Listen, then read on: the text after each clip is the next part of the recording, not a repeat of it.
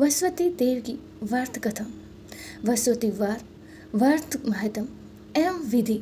इस व्रत को करने से समस्त इच्छाएं पूर्ण होती हैं और वसुवती महाराज प्रसन्न होते हैं। धन, विद्या, पुत्र तथा मनोवांछित फल की प्राप्ति होती है।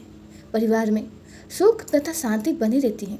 इसीलिए यह व्रत सर्वश्रेष्ठ और अति फलदायक है। इस व्रत में केले का पूजन ही करें। कथा और पूजन के समय मन, कर्म और वचन से शुद्ध होकर मनोकामनाएं पूर्ति के लिए वसुवती देव से प्रार्थना करनी चाहिए। दिन में एक समय ही भोजन करें। भोजन चने की दाल आदि का ही करें। नमक न खाएं। पीले वस्त्र पहने। पीले फलों का प्रयोग करें। पीले चंदन से पूजा करें। पूजा के बाद भगवान वसुवती की कथा सुननी चाहिए। वसुवतीवार व्रत कथा प्राचीन समय की बात है। एक बड़ा ही प्रतापी तथा दानी राजा था। वह प्रत्येक गुरुवार को व्रत रखता एवं पूजा करता। यह उसकी रानी को अच्छा न लगता। न वह व्रत करती और न ही किसी को एक पैसा भी दान में देती। राजा को भी ऐसा करने से मना किया करती। एक समय की बात है कि राजा शिकार खेलने वन को चले गए। घर पर रानी और दासी थी।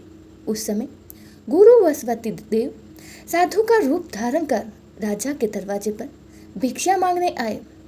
साधु ने रानी से भिक्षा मांगी तो वह कहने लगी, हे साधु महाराज, मैं इस दान पुण्य से तंग आ गई हूँ।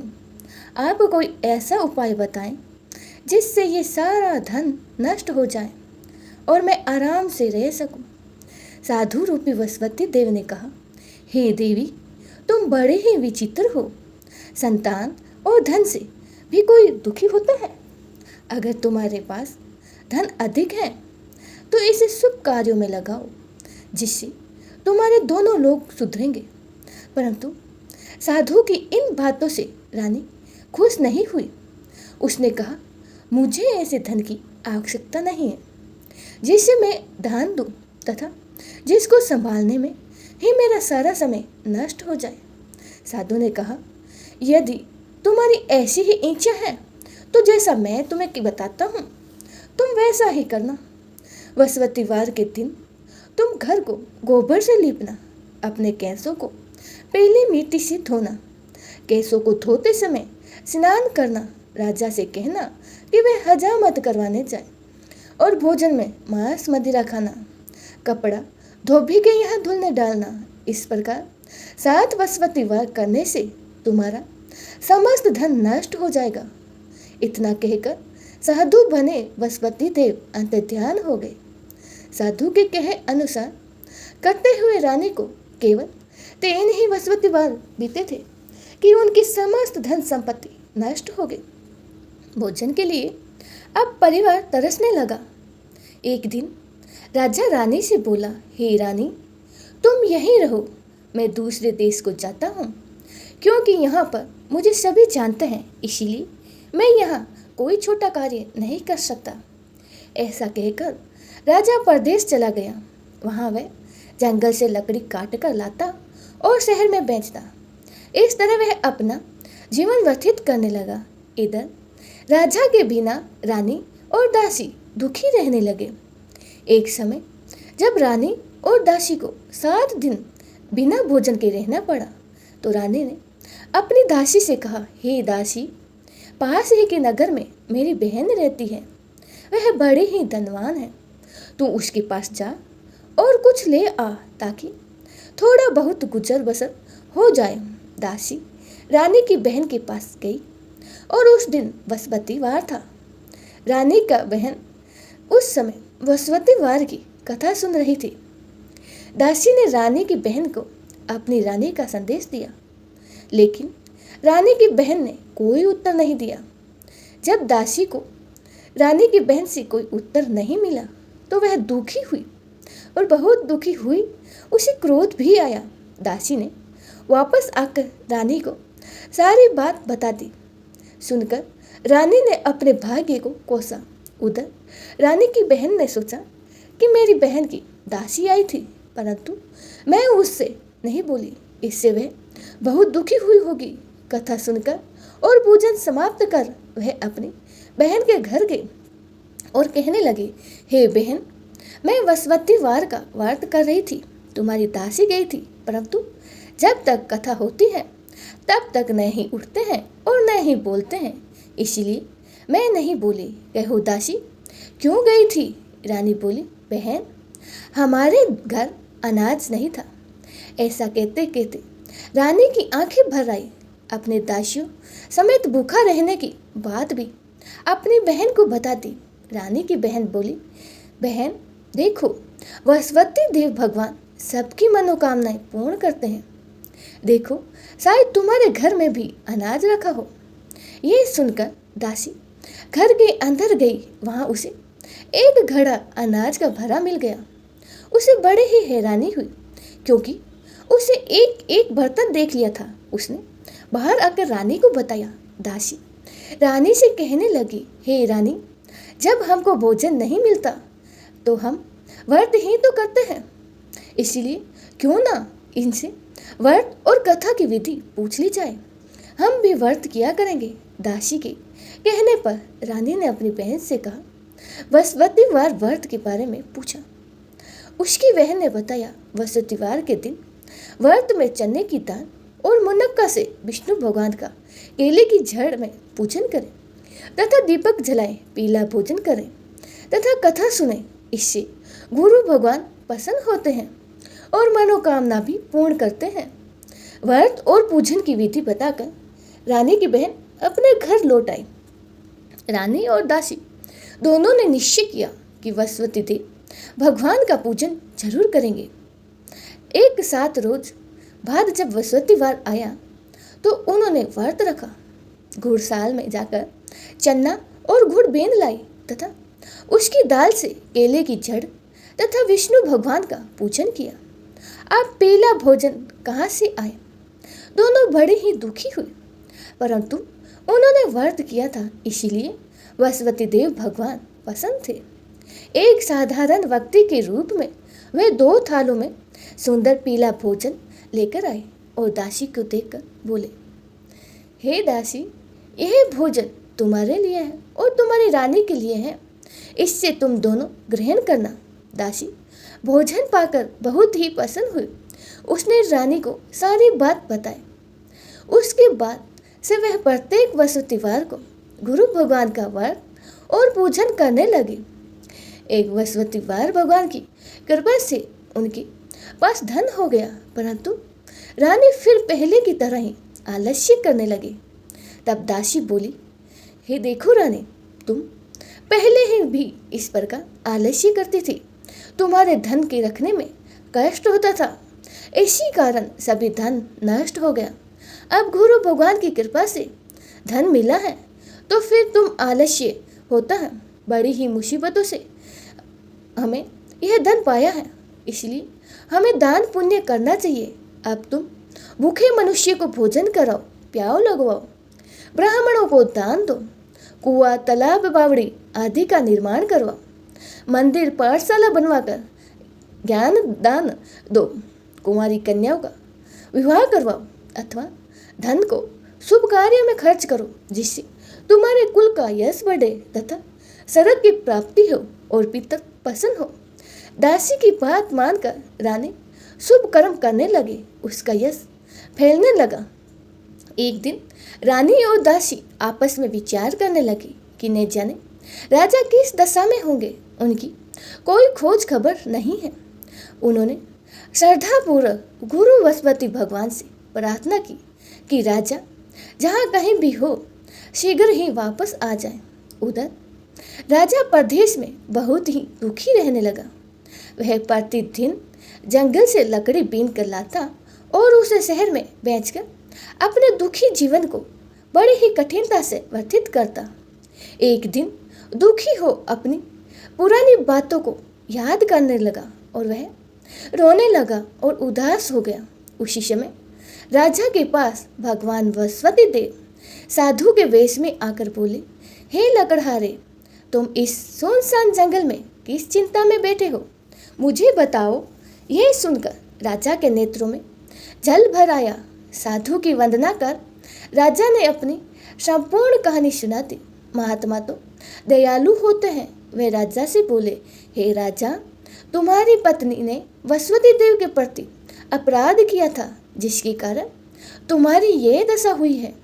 अब तुम चिंता मत करो, भगवान तुम्हें पहले से अधिक धन देंगे। देखो, तुम्हारी पत्नी ने वसुवतीवार का व्रत प्रारंभ कर दिया है। अब तुम भी वसुवतीवार का व्रत करके चने की दाल में गुड़ जल के लोटे में डालकर केले का पूजन करो। फिर कथा कहो, यह सुनो, भगवान तुम्हारी सब मनोकामना को पूर्ण करेंगे। साधु की बात सुनकर राजा बोले, हे प्रभु, लकड़ी भेजकर तो इतना पैसा नहीं मिलता जिससे मैं बचा सकूं, जिससे मैं भोजन के उपरांत भी कुछ बचा सकूं। मैंने रात्रि में अपनी रानी को व्याकुल देखा। मेरे पास कोई ऐसा साधन नहीं है जिससे उसका समाचार जान सकूं। फिर मैं कौन सी कहानी कहूँ, यह भी मुझे मालूम नहीं। साधु ने कहा, हे राजा, मन में वसुवती भगवान की पूजन व्रत का निश्चय करो। वे स्वयं ही तुम्हारे लिए कोई राह बना देंगे। वसुवतीवार के दिन तुम रोजाने की तरह लकड़ी लेकर शहर में जाना। तुम्हें रोज से दुगुना धन मिलेगा, जिससे तुम भली भांति भोजन कर लोगे तथा वसुवती देवी की पूजा का सामान भी आ जाएगा। जो तुमने वसुवतीवार की कहानी के बारे में पूछा है वह इस प्रकार है। वसुवती देवी की कहानी। प्राचीन काल में एक बहुत ही निर्धन ब्राह्मण था। उसकी कोई संतान नहीं थी। वह नित्य पूजा पाठ करता, पर उसकी स्त्री ना ही स्नान करती और न ही किसी देवता का पूजन करती। इस कारण वह ब्राह्मण बहुत ही दुखी रहते थे। भगवान की कृपा से ब्राह्मण के यहाँ एक कन्या उत्पन्न हुई। कन्या बड़ी ही होने लगी। प्रातः स्नान करके भगवान विष्णु का जप करती, वसुवतीवार का व्रत करने लगी। पूजा पाठ समाप्त कर पाठशाला जाती तो अपनी मुट्ठी में जौ भर के ले जाती और पाठशाला के मार्ग में डालती जाती। लौटते समय वही जौ जब क्षण के हो जाते तो उनको बीन कर घर ले आती। एक दिन वह बालिका सूप में उन सोने के जौ को फटक कर साफ कर रही थी। तभी उसकी माँ ने देख लिया और कहा कि हे बेटी, सोने के जौ को फटकने के लिए सोने का सूप भी होना चाहिए। दूसरा दिन गुरुवार था। कन्या ने व्रत रखा और वसुवती देव से सोने की सूप देने की प्रार्थना की। वसुवती देव ने उसकी प्रार्थना स्वीकार कर ली। रोजाना की तरह वह कन्या जौ फैलाती हुई पाठशाला चली गई। पाठशाला से लौटते वक्त जब वह जौ बीन रही थी तो वसुवती देव की कृपा से उसे सोने का सूप मिला। उसे वह घर ले आए और उससे जौ साफ करने लगी, परंतु उसकी माँ का तो वही ढंग रहा। एक दिन की बात है कि कन्या के सोने के सूप में जब जौ को साफ कर रही थी, उस समय उस नगर का राजकुमार वहां से निकला। कन्या के रूप और कार्य को देखकर वह उस पर मोहित हो गया। राजमहल आकर वह भोजन तथा जल त्याग कर उदास होकर लेट गया। राजा को जब राजकुमार द्वारा अन्न जल त्यागने का समाचार ज्ञात हुआ तो अपने मंत्री के साथ वह अपने पुत्र के पास गए और इसका कारण पूछा। राजकुमार ने राजा को उस लड़की के घर का पता भी बता दिया। मंत्री उस लड़की के घर गए और मंत्री ने ब्राह्मण के समक्ष राजा की ओर से निवेदन किया। कुछ ही दिन बाद ब्राह्मण की कन्या का विवाह राजकुमार के साथ संपन्न हो गया। कन्या के घर से जाते ही ब्राह्मण के घर पहले की भांति गरीबी का निवास हो गया। एक दिन दुखी होकर ब्राह्मण अपनी पुत्री से मिलने गए और बेटी ने पिता की अवस्था को देखा और अपनी माँ का हाल पूछा। ब्राह्मण ने सभी हाल कह सुनाया। कन्या ने बहुत सा धन देकर अपने पिता को विदा कर दिया, लेकिन कुछ दिनों बाद फिर वही हाल हो गया। ब्राह्मण फिर अपनी कन्या के यहाँ गया और उसे सभी हाल कहता तो पुत्री बोली, हे पिताजी, आप माताजी को यहाँ लिवाओ, मैं उन्हें वह विधि बता दूंगी जिससे गरीबी दूर हो जाएगी। ब्राह्मण देवता अपनी स्त्री को साथ लेकर अपनी पुत्री के पास राजमहल पहुंचे तो पुत्री अपनी माँ को समझाने लगी। बोली कि हे माँ, तुम प्रातः का स्नान आदि करके भगवान विष्णु जी का पूजन करो, तब सब दरिद्रता दूर हो जाएगी। परंतु उसकी माँ ने उसकी एक भी बात नहीं मानी। वह प्रातःकाल उठकर अपनी पुत्री की बची जूठन को खाने लगी। एक दिन उसकी पुत्री को बहुत गुस्सा आया। उसने अपनी माँ को एक कोठरी में बंद कर दिया। प्रातः उसे स्नान आदि कराकर पूजा पाठ करवाया तो उसकी माँ की बुद्धि ठीक हो गई। इसके बाद वह नियम से पूजा पाठ करने लगी और प्रत्येक गुरुवार को बृहस्पतिवार को व्रत करने लगी। इस व्रत के प्रभाव से मृत्यु के बाद वह स्वर्ग को गई। वह ब्राह्मण भी सुखपूर्वक इस लोक का सुख भोग कर स्वर्ग को प्राप्त हुआ। इस तरह ही कहानी कहकर साधु बने देवता वहां से लोप हो गए। धीरे धीरे समय व्यतीत होने लगा। फिर बृहस्पतिवार का दिन आया। राजा जंगल से लकड़ी काट कर शहर में बेचने गया। उस दिन उससे और दिनों से अधिक धन मिला। राजा ने चना गुड़ आदि लाकर वसुदेव व्रत किया। उस दिन से उसके सभी कलेश दूर हुए। परंतु जब अगले गुरुवार का दिन आया तो वह बृहस्पतिवार का व्रत करना भूल गया। इस कारण बृहस्पति देव भगवान नाराज हो गए। उस दिन उस नगर के राजा ने विशाल यज्ञ का आयोजन किया तथा उसने समस्त राज्य में घोषणा करा दी कि सभी मेरे यहाँ भोजन करने आवे। किसी ने अगर घर में चूल्हा जला लिया तो इस आज्ञा को जो नहीं मानेगा उसको फांसी दे दी जाएगी। राजा की आज्ञा अनुसार राज्य के सभी वासी राजा के भोजन में सम्मिलित हुए। लेकिन लकड़हारा कुछ देर से पहुंचा, इसलिए राजा ने उसको अपने साथ महल में ले गए। जब राजा लकड़हारे को भोजन करा रहे थे तो रानी की दृष्टि उस खूंटी पर जा पड़ी जिस पर उसका हार लटका हुआ था। उसे हार खूंटी पर लटका दिखाई नहीं दिया तो रानी को निश्चय हो गया कि मेरा हार इसी लकड़हारे ने ही चुरा लिया है। उसी समय सैनिकों को बुलाकर उसको जेल में डलवा दिया। लकड़हारा जेल में विचार करने लगा कि जाने कौन सी पूर्व जन्म के कर्म से मुझे ये दुख प्राप्त हुआ है, और जंगल में मिले साधु को याद करने लगा। तत्काल ही बृहस्पति देव भगवान साधु के रूप में प्रकट हो गए और कहने लगे, अरे मूर्ख, तुमने बृहस्पति देवता की कथा नहीं की, इसी कारण तुझे ये दुख प्राप्त हुआ है। अब चिंता मत कर, बृहस्पतिवार के दिन जेल खाने के दरवाजे पर तुझे 4 पैसे पड़े मिलेंगे, जिससे तुम बृहस्पतिवार की पूजा करना और तेरे सभी कष्ट दूर हो जाएंगे। अगले बृहस्पतिवार को उसे जेल के द्वार पर 4 पैसे मिले। राजा ने पूजा का सामान मंगवाकर कथा वहीं करी और प्रसाद बांटा। उसी रात्रि में बृहस्पति देव ने उस राजा के नगर के राजा को सपन में कहा, हे राजा, तुमने जिसे जेल में बंद किया है उसे कल छोड़ देना, वह निर्दोष है। राजा प्रातःकाल उठा और खूंटी पर हार टंगा देकर लकड़हारे को बुलाकर क्षमा मांगी तथा राजा के योग्य सुंदर वस्त्र आभूषण भेंट कर उसे विदा किया। गुरुदेव की आज्ञा अनुसार राजा अपने नगर को चल दिया। राजा जब नगर के निकट पहुंचा तो उसे बड़ा ही आश्चर्य हुआ। नगर में पहले से अधिक बाग, तालाब और कुएं तथा बहुत सी धर्मशालाएं, मंदिर आदि बने हुए थे। राजा ने पूछा कि यह किसका बाग और धर्मशाला है। तब नगर के सब लोग कहने लगे कि ये सब रानी और दासी द्वारा बनाए गए हैं।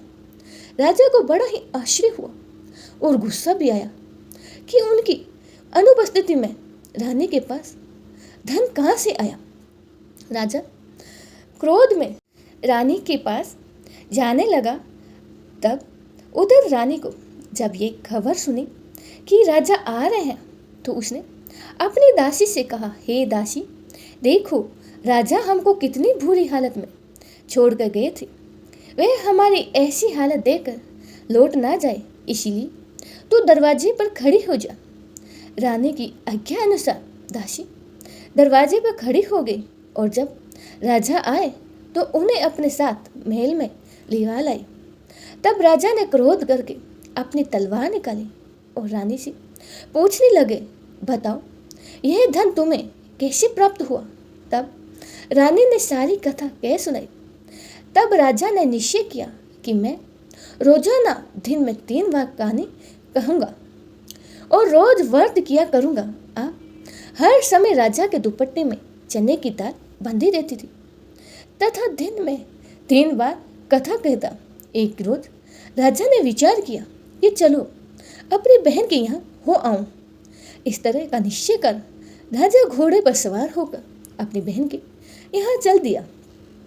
मार्ग में उसने देखा कि कुछ आदमी एक मुर्दे को लिए जा रहे हैं, तो उन्हें रोककर राजा कहने लगे, अरे भाई, मेरी वसवती वार की कथा सुन लो। वे बोले, लो, हमारा तो यहाँ आदमी मर गया, इसको अपनी कथा की पड़ी है। भाई, तुम अपनी कथा किसी और को सुनाना। राजा तभी वहाँ एक आदमी बोला, अच्छा कहो, हम तुम्हारी कथा सुनेंगे। राजा ने दाल निकाली और कथा कहनी शुरू कर दी। जब कथा आधी हुई तो मुर्दा हिलने लगा और जब कथा समाप्त हो गई तो मुर्दा राम राम करके खड़ा हो गया। राजा आगे बढ़ा और उसे चलते चलते शाम हो गई। आगे मार्ग में उसे एक किसान खेत में हल चलाता हुआ मिला। राजा ने उसे कथा सुनने को आग्रह किया, लेकिन वह नहीं माना। राजा आगे चल पड़ा। राजा के हटते ही बैल 5 खाकर गिर गया तथा किसान के पेट में बहुत जोरों से दर्द होने लगा। उसी समय किसान की माँ रोटी लेकर आई। उसने जब देखा तो अपने पुत्र से सब हाल पूछा। बेटे ने सभी हाल बता दिया। बुढ़िया दौड़ी दौड़ी उस घुड़सवार के पास गई और उससे बोली, मैं तेरी कथा सुनूंगी, पर तू अपनी कथा को मेरे खेत पर चलकर कहना। राजा ने लौटकर बुढ़िया के खेत पर जाकर कथा कही। उसकी कथा सुनते ही बैल खड़े हो गया तथा किसान के पेट का दर्द बंद हो गया। राजा अपनी बहन के घर पहुंच गया। बहन ने भाई की खूब मेहमान नवाजी की। दूसरे रोज प्रातःकाल राजा जागा तो वह देखने लगा कि सब लोग भोजन कर रहे हैं। राजा ने अपनी बहन से कहा, जब पूछा तो ऐसा कोई मनुष्य है जिसने भोजन नहीं किया हो, जो मेरी वसुती वार की कथा सुने। बहन बोली, हे भैया, ये देश ऐसा ही है। यहाँ लोग पहले भोजन करते हैं, बाद में ही कोई अन्य कार्य करते हैं। फिर वह एक कुम्हार के घर गई जिसका लड़का बीमार था। उससे मालूम हुआ कि उनके यहाँ 3 दिन से किसी ने भोजन नहीं किया। रानी ने अपने भाई की कथा सुनने के लिए कुम्हार से कहा तो वह तैयार हो गया। राजा ने आग जाकर वसुती वार की कथा कही, जिसको सुनकर उनका लड़का ठीक हो गया। अब तो राजा की प्रशंसा होने लगी। एक दिन राजा ने अपनी बहन से कहा, हे बहन, मैं अब अपने घर जा रहा हूँ, तुम भी तैयार हो जाओ। राजा की बहन ने अपनी सास से अपने भाई के साथ जाने की आज्ञा मांगी तो सास बोली, हाँ चली जा, मगर अपने लड़के को मत ले जाना, क्योंकि तेरे भाई के कोई संतान नहीं है। बहन ने अपने भाई से कहा, हे भैया, मैं तो चलूँगी, मगर मेरा कोई बालक नहीं चलेगा। अपनी बहन को भी छोड़कर दुखी मन से राजा अपने नगर को लौट चला। राजा ने अपनी रानी से सारी कथा बताई और बिना भोजन किए ही वह सैया पर लेट गया। रानी बोली, हे प्रभु, वसुवती देव ने हमें सब कुछ दिया है, वे हमें संतान अवश्य देंगे। उसी रात वसुवती देव ने राजा को सपन में कहा, हे राजा, उठ, सभी सोच त्याग दे, तेरी रानी गर्भवती है। राजा को यह जानकर बड़ी ही खुशी हुई। 90 महीने रानी के गर्भ से एक सुंदर पुत्र पैदा हुआ। तब राजा बोला, हे रानी, स्त्री बिना भोजन के रह सकती है, परंतु बिना कहे नहीं रह सकती। जब मेरी बहन आए तो तुम उसे कुछ मत कहना। रानी ने हाँ कह दी।